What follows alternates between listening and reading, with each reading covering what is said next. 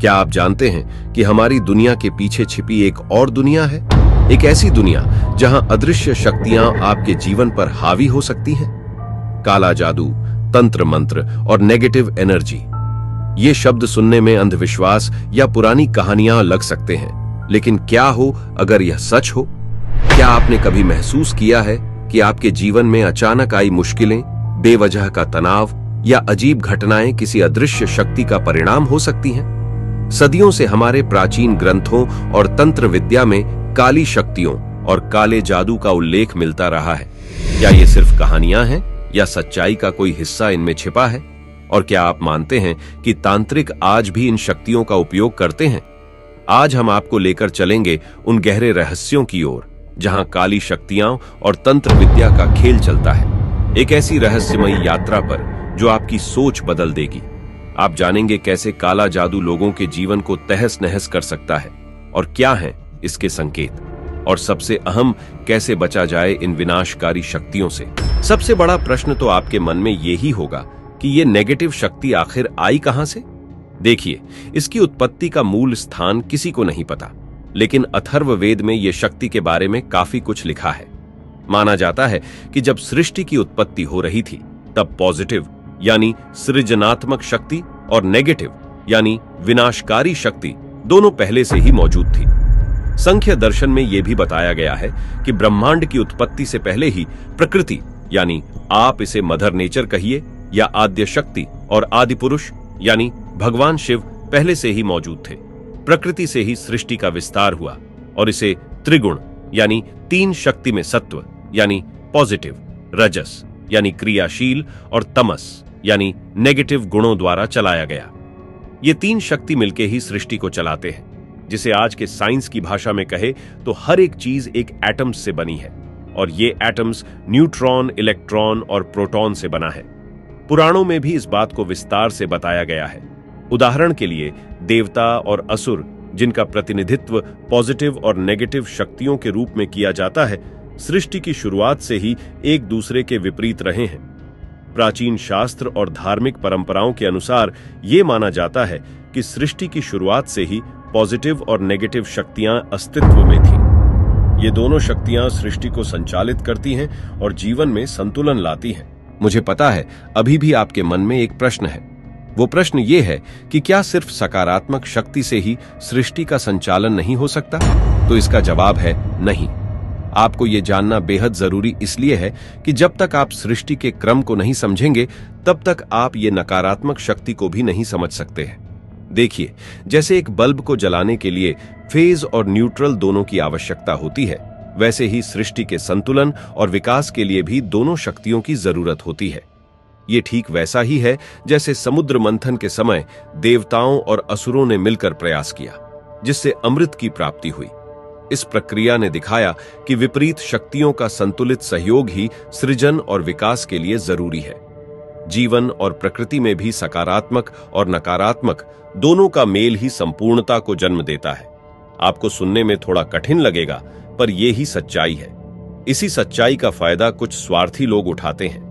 Black magic या काला जादू बंधन बांधना माना जाता है कि किसी व्यक्ति, घर, परिवार, व्यापार को टोना टोटका तंत्र मंत्र से बांध दिया जाए तो उसके सब काम ठप हो जाते हैं और घर परिवार की सुख समृद्धि समाप्त हो जाती है। भारतीय शास्त्रों, विशेष रूप से वेदों, उपनिषदों और पुराणों में इस शक्ति की जड़ें मौजूद हैं, और भी कई अन्य धार्मिक परंपराओं में इसका उल्लेख मिलता है, जैसे कि यिन और यांग। चीनी परंपरा की माने तो सृष्टि की उत्पत्ति से पहले ही सकारात्मक और नकारात्मक ऊर्जाओं का अस्तित्व माना गया है। दोनों ही एक दूसरे के विपरीत हैं और सृष्टि के हर पहलू में संतुलन लाते हैं। अब आप समझ ही गए होंगे कि पॉजिटिव और नेगेटिव एनर्जी पहले से ही मौजूद थी, लेकिन क्या आपको पता है कि ये नेगेटिव एनर्जी कितने प्रकार की होती है? प्राचीन भारतीय ग्रंथों और तंत्र शास्त्रों की माने तो तंत्र साधनाओं में मुख्य दो मार्ग होते हैं।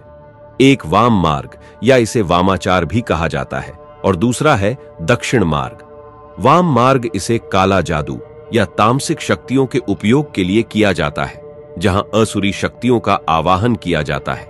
इसमें तांत्रिक या साधक नकारात्मक शक्तियों का उपयोग दूसरों को नुकसान पहुंचाने या अपने व्यक्तिगत स्वार्थ के लिए लोग करते हैं। दक्षिण मार्ग का उपयोग सकारात्मक उद्देश्यों के लिए किया जाता है और इसमें जन कल्याण की भावना होती है, जो मुख्य रूप से भक्ति मार्ग और सुरक्षित शक्तियों से जुड़ा होता है, जिसमें सात्विक पूजा के साथ देवी देवताओं की आराधना की जाती है। लेकिन वाम मार्ग, इसमें भी कई प्रकार की नेगेटिव एनर्जी होती है। आज आपको यह जानना चाहिए कि कितने प्रकार के ब्लैक मैजिक होते हैं। भारत में ब्लैक मैजिक की जड़ें तंत्र शास्त्र में गहरी हैं। इसमें कुछ तांत्रिक मंत्रों का उपयोग किया जाता है, जो आम मंत्रों से थोड़े अलग होते हैं। इसे कई उद्देश्यों के लिए किया जाता है, जैसे शत्रु को नुकसान पहुंचाना, भूत प्रेतों को बुलाना और मानसिक या शारीरिक नियंत्रण को बिगाड़ने का दुष्ट काम होता है। आपको ये जानकर हैरानी होगी कि ये सिर्फ भारत की बात नहीं हो रही है। ये पूरे विश्व में अलग अलग नामों से फैला हुआ है, जैसे अफ्रीकी और कैरेबियन परंपरा में वूडू नाम से। अफ्रीकी धर्मों से उत्पन्न हुआ और इसे कैरेबियाई देशों, खासकर हैती में काले जादू के रूप में इस्तेमाल किया जाता है। इसमें वूडू गुड़िया का उपयोग होता है, जिसके माध्यम से व्यक्ति को शारीरिक या मानसिक रूप से पूरी तरह से नियंत्रित किया जाता है। यूरोप और अमेरिका में प्रचलित काले जादू को चुड़ैल विद्या, जिसे वहां के लोग विचक्राफ्ट नाम से जानते हैं। इस विद्या में ज्यादातर प्रकृति की नकारात्मक शक्तियों और आत्माओं का उपयोग करके दूसरों को नुकसान पहुंचाने के लिए मंत्रों और अनुष्ठानों का प्रयोग किया जाता है।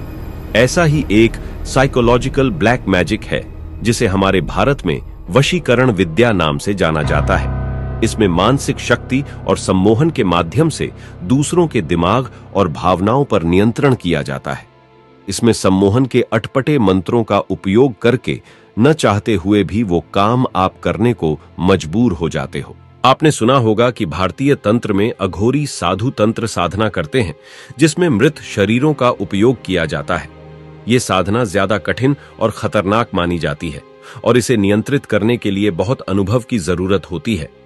इसमें जो मृत शरीर पर साधना हुई है, उसके साए को, या यूं कहिए कि नकारात्मक एनर्जी को वश में किया जाता है।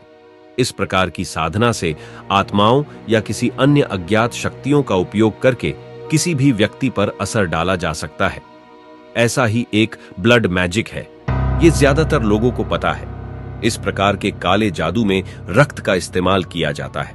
इसमें यह माना जाता है कि रक्त में सबसे ज्यादा शक्तियां होती हैं, इसलिए इसका उपयोग अभिशाप, अनुष्ठान या आत्मा को बुलाने, मारण विद्या और वशीकरण के लिए किया जाता है। यह बेहद ही खतरनाक और जानलेवा है। कई प्राचीन परंपराओं में, कुछ संस्कृतियों में बलि का उपयोग आत्माओं या शैतान को प्रसन्न करने या नियंत्रित करने के लिए किया जाता है। इसमें बलि देकर काले जादू के उद्देश्यों को पूरा किया जाता है। इन सभी में काला जादू मुख्य रूप से नकारात्मक शक्तियों और बुरी आत्माओं का आह्वान करने, दूसरों को हानि पहुंचाने या व्यक्तिगत लाभ और स्वार्थ के उद्देश्य से किया जाता है। काले जादू के अनुष्ठान खतरनाक माने जाते हैं और इनका उपयोग बहुत ही सावधानी से किया जाता है। एक तरह से ऐसे तांत्रिक माहिर होते हैं ऐसे कामों के लिए। जो भी हो, लेकिन ये एक खास वीडियो है आज की दुनिया के लिए। इसे अंत तक देखना, क्योंकि अंत में मैं आपको बताऊंगा कि इन सब से कैसे बचा जाए, जो आपके परिवार की सुरक्षा के लिए बेहद जरूरी है।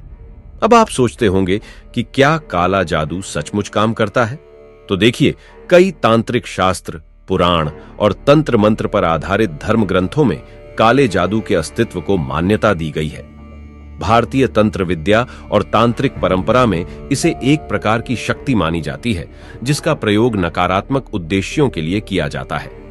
प्राचीन शास्त्रों में आत्माओं, प्रेतों और तंत्र के माध्यम से इच्छित काम को करने वाली शक्ति के बारे में बताया गया है और कहा जाता है कि यदि सही साधना या विधि से इसे किया जाए तो इसके प्रभाव देखे जा सकते हैं। अगर सही माने तो ये नकारात्मक नेगेटिव एनर्जी अच्छे काम, भलाई और समाज की सेवा करने में भी उपयोग हो सकती है, और दूसरी तरफ दुष्ट ताकतों, भूत, प्रेत, जिन्न, डाकण, टोने की मदद से किसी से जबरदस्ती स्वार्थ को पूरा करने के लिए भी किया जा सकता है। अगर ऊर्जा का सकारात्मक इस्तेमाल है तो नकारात्मक इस्तेमाल भी है, लेकिन ज्यादातर इसका गलत उपयोग ही किया जाता है। एक सच्ची घटना सुनाने जा रहा हूं। जो राजस्थान के एक छोटे से गांव में घटी थी। करीब 20 साल पहले गांव में एक महिला को अचानक तेज बुखार हो गया, जो किसी भी दवा से ठीक नहीं हो रहा था। उसे अस्पताल ले जाया गया, लेकिन डॉक्टरों को भी उसकी बीमारी का कारण समझ नहीं आ रहा था। महिला के पूरे शरीर के टेस्ट किए गए, रिपोर्ट भी सभी नॉर्मल थे। तब उसके परिवार ने गांव के ही एक तांत्रिक से संपर्क किया। तांत्रिक ने महिला के घर जाकर कुछ जांच की और बताया कि किसी ने उस पर ब्लैक मैजिक कर दिया है। तांत्रिक ने बताया कि गांव के ही एक परिवार से पुरानी दुश्मनी के चलते महिला पर यह काला जादू किया गया था। उसने कहा कि अगर जल्दी उपाय नहीं किया गया तो महिला की जान भी जा सकती है। इसके बाद तांत्रिक ने एक रात महिला के घर पर एक विशेष पूजा की, जिसमें तांत्रिक अनुष्ठान और मंत्रों का इस्तेमाल किया गया। पूजा के दौरान कई रहस्यमयी घटनाएं भी घटीं, जैसे अचानक से दिए बुझ जाना, हवा में अजीब सी ठंडक और दुर्गंध आना। पूजा के बाद महिला का बुखार धीरे धीरे कम होने लगा और कुछ ही दिनों में वह पूरी तरह से ठीक हो गई। गांव के लोगों ने इसे काला जादू का प्रभाव माना और तब से वहां के लोग इस घटना को एक सच्ची घटना के रूप में देखते हैं, जिसे उन्होंने अपनी आंखों से होते हुए देखा था। इस घटना ने गांव के लोगों को यह विश्वास दिलाया कि काला जादू वास्तविक हो सकता है और इसके गंभीर परिणाम भी हो सकते हैं। यह किस्सा कितना सच है ये तो पता नहीं, लेकिन भारत और दुनिया भर में इस तरह के हजारों किस्से आपको सुनने मिल जाएंगे और कई देशों में काला जादू, ब्लैक मैजिक और इससे जुड़ी प्रथाओं के खिलाफ कानून बनाए गए हैं। इसके पीछे कारण यह है कि काला जादू के नाम पर लोगों को ठगने, डराने या नुकसान पहुंचाने की घटनाएं होती रहती हैं। विशेष रूप से बेकसूर लोग इसका शिकार बनते हैं। इसलिए भारत में भी जादू टोना, तंत्र मंत्र जैसी प्रथाओं के खिलाफ कई राज्यों में कानून बनाए गए हैं। महाराष्ट्र में 2013 में महाराष्ट्र नरबली और अन्य अमानवीय, दुष्ट एवं अघोरी प्रथाओं एवं काला जादू निवारण अधिनियम पारित किया गया है। कर्नाटक और ओडिशा में भी काला जादू और अंधविश्वास से जुड़े अपराधों के खिलाफ कानून है। झारखंड और असम में भी काला जादू के खिलाफ कुछ प्रतिबंधक कानून हैं, जहां जादू टोने के नाम पर लोगों को नुकसान पहुंचाने की घटनाएं सामने आई हैं। सऊदी अरब जैसे कई इस्लामी देशों में काला जादू करने वालों के खिलाफ कड़े कानून हैं। इसे वहां शरिया कानून के तहत एक गंभीर अपराध माना जाता है और इसके लिए सजाए मौत तक का प्रावधान है। अफ्रीकी देशों में भी काला जादू के खिलाफ विभिन्न कानून लागू हैं, खासकर उन जगहों पर जहां तांत्रिक विधियों और जादू टोने से जुड़े अपराध अधिक होते हैं। हालांकि अमेरिका में काला जादू पर सीधे कोई प्रतिबंधित कानून नहीं है, लेकिन अगर कोई व्यक्ति काला जादू के माध्यम से किसी को मानसिक या शारीरिक रूप से नुकसान पहुंचाता है, तो उस पर ठगी, धोखाधड़ी या शोषण के तहत कार्रवाई हो सकती है। कानून का उद्देश्य लोगों को इस प्रकार के अंधविश्वास से बचाना और समाज में सुरक्षा बनाए रखना है। अब बात करते हैं उपाय के बारे में।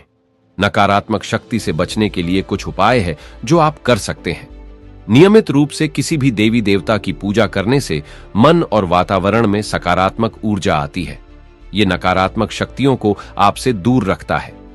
हनुमान चालीसा, दुर्गा सप्तशती जैसे मंत्रों का जाप नकारात्मक ऊर्जा से सुरक्षा देता है। ध्यान और प्राणायाम मानसिक शांति और शक्ति को बढ़ाने का सबसे प्रभावी तरीका है। ये आपकी आंतरिक शक्ति को मजबूत करता है और आपको किसी भी तरह की नकारात्मक ऊर्जा से बचाता है। पुराने समय से ही नीम के पत्तों और कपूर को जलाकर घर में उसका धूप दिया जाता है। ये वातावरण को शुद्ध करने और नकारात्मक शक्तियों को भगाने में सहायक माना जाता है। दोस्तों, काला जादू या कोई भी तांत्रिक उपाय चाहे जितना भी आकर्षक क्यों न लगे, इसका असल परिणाम हमेशा विनाशकारी होता है। असली शक्ति मेहनत, सच्चाई और प्रेम में होती है। कोई भी तात्कालिक समाधान जो दूसरों को नुकसान पहुंचाकर या गलत तरीके से हासिल किया जाता है, जीवन में कभी सच्ची खुशी या सफलता नहीं ला सकता। काला जादू से बचने का सबसे बड़ा उपाय है खुद को सकारात्मक ऊर्जा से घेरना। अपने जीवन में ईमानदारी और परिश्रम को अपनाएं। कोई भी सफलता शॉर्टकट्स से नहीं, बल्कि आपकी कड़ी मेहनत, समर्पण और सच्चे प्रयासों से ही मिलती है। किसी पर जादू या नेगेटिव एनर्जी का इस्तेमाल करके प्यार या सफलता पाने की कोशिश करना अंततः आपको ही नुकसान पहुंचाएगा। याद रखें, सच्चा प्यार और सफलता कभी जबरदस्ती से हासिल नहीं की जा सकती। अगर आप जीवन में सच्ची खुशहाली और समृद्धि चाहते हैं तो उसका एकमात्र रास्ता मेहनत और सकारात्मक सोच है। जीवन में जो भी पाना चाहते हैं उसे अपने कर्म और सच्ची नीयत से हासिल करें। अगर आपको यह वीडियो पसंद आया है और आप इस तरह की और जानकारियां चाहते हैं तो हमारे चैनल को सब्सक्राइब करें और इस वीडियो को लाइक और शेयर करना न भूलें। धन्यवाद।